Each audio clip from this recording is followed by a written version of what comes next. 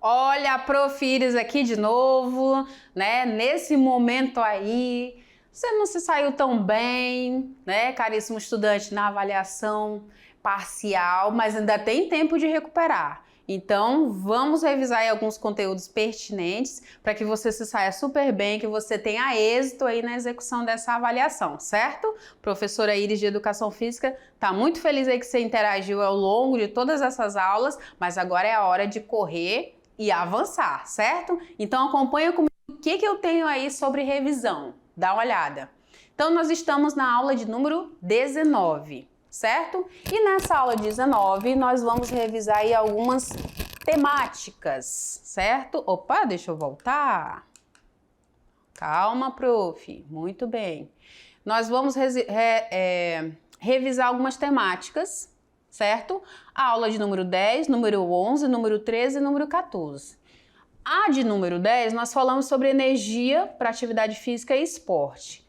A número 11, atividade física e os seus efeitos no músculo. A 13, manifestações culturais dos esportes de aventura e natureza.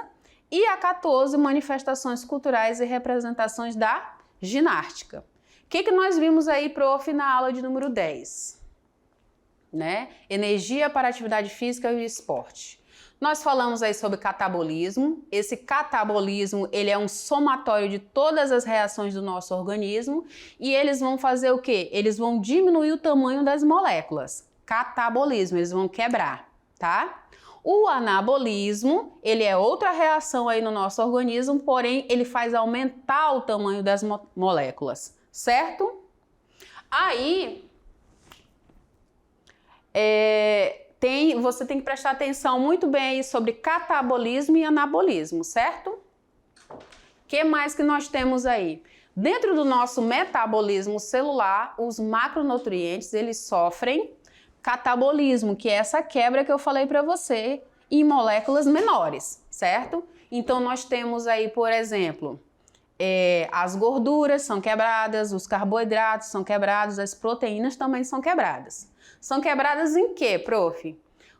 As gorduras em ácidos graxos ou glicerol, os carboidratos em glicose e as proteínas em aminoácidos, certo? Quando nós estamos em repouso, existem aí essas pequenas quebras, né? Que são mais utilizadas. Por exemplo, nós temos em maior uso os lipídios, na sequência, glicose e glicogênio, certo? 35%. E depois é que entram as proteínas de 2 a 5%, quando eu estou em repouso. Quando eu estou realizando exercícios leves ou moderados, já há uma modificação entre os dois primeiros componentes aqui, né? Nós temos lipídios com 55%, glicose e glicogênio com 40% e as proteínas continuam na mesma inicial ali de 2 a 5%. Quando eu estou realizando exercício em alta intensidade, eu já tenho agora uma mudança bem alta. A glicose e o glicogênio, eles entram mais em ação, então cerca de 95% em relação aos outros. E quando eu estou em endurance, que a atividade a qual eu estou executando, ela é de nível muito intenso, muito mais do que o anterior, aí eu tenho um novo reordenamento. E agora a glicose e o glicogênio continuam em alta performance, certo? Em alta utilização. Prof, então quais são esses sistemas, né? Sistemas de energia que a gente viu. Nós vimos o sistema ATP-CP, vimos o sistema glicolítico e vimos o sistema oxidativo. Ou seja, dentro daqueles macronutrientes, das gorduras, proteínas e carboidratos, vão se quebrar e vão fazer esses sistemas energéticos aí, certo? Vai depender aí do quê? Da duração do exercício e da intensidade do exercício, tá? A duração e a intensidade, elas são determinantes, tá? Da síntese de ATP, né? De produção de energia durante o exercício físico. E agora, para a gente recuperar, tem uma questão aqui para você. Olha lá. Então, eu quero que você observe esse gráfico, tá? Que apresenta o sistema de energias recrutados aí no exercício. Então, nós temos aí sistema de energia curto, glicólise, sistema de energia imediato, ATP-CP, e sistema de energia a longo prazo aeróbico, certo? Dentro dos seus percentuais de energia. Opa, eu coloquei aqui uma questão diferenciada. Desconsiderar. Deixa eu ver. Não, tá certo. O chute no futebol, ele recruta predominantemente qual energia? Tá correto, tá, gente? Ele recruta predominantemente a energia do sistema oxidativo, são as gorduras que são quebradas. Letra B, a realização da maratona utiliza energia predominantemente do sistema glicolítico, né? São as glicoses. Letra C, a cortada no vôlei é um movimento que recruta energia predominantemente do sistema glicolítico. Não. O levantamento de peso é um exercício que utiliza energia predominantemente do sistema glicolítico e oxidativo. Também não. E aí nós temos aqui a resposta correta, que é a corrida de velocidade é um exemplo de exercício que recorre ao sistema ATP-CP glicolítico, né? Então nós temos aí uma utilização imediata, tá? Pulando agora para a nossa próxima temática, que é a aula de número 11, onde nós falamos aí sobre atividade física e os seus efeitos no músculo. Nós vimos a estrutura e a função anatômica do músculo, as propriedades funcionais, as adaptações musculares, a hiperplasia e a hipertrofia, né? Com relação ao aumento do número das células e aumento do volume dessas células, né? Falamos também dos tipos de característica das fibras musculares, tipo 1, tipo 2, né? A tipo 1 é de contração lenta e a tipo 2 de contração rápida, ok? E os tipos de ação muscular que nós vimos concêntrica, excêntrica e isométrica também. Tipos de característica das fibras, então, por exemplo, se eu tenho aí a tipo 1, num tempo de contração vai ser lento, o sistema energético vai ser oxidativo dominante, o nível de resistência à fadiga vai ser alto, tá? O tipo de exercício físico vai ser no estilo aeróbico e o nível de produção de força vai ser baixo, certo? Observando aí a ação e o comportamento dos músculos, nós vimos aí como ele se comporta, né? O tamanho dele que vai modificar com relação à ação aí o recrutamento dessas fibras, né? Na geração dessa força, tá? Então, observe bem o comprimento aí dessas fibras musculares. Nós falamos da hipertrofia das células, onde eu tenho um aumento aí no volume, e a hiperplasia, um aumento no quantitativo, né? No número, né, dessas células. Então, nós percebemos aí uma tentativa de suportar o esforço em decorrência da prática do exercício físico. Então, é isso que vai acontecer lá dentro dos nossos músculos, certo? Para recuperar, nós temos outra questão aqui. É o seguinte, considerando que as fibras do tipo 1 são recrutadas de forma predominantemente em desempenho de longa duração, pode-se apontar como exemplo de exercício ou esporte que recruta fibras do tipo 1. A lenta, tá, gente? Só para lembrar. E aí eu trago como resposta a maratona. Por que a maratona? Porque ele está falando aqui de desempenho de longa duração, tá? E a maratona vai demorar aí um bom tempo, né? Algumas horas. Entramos na aula de número 13 e nela nós falamos sobre manifestações culturais dos esportes de aventura.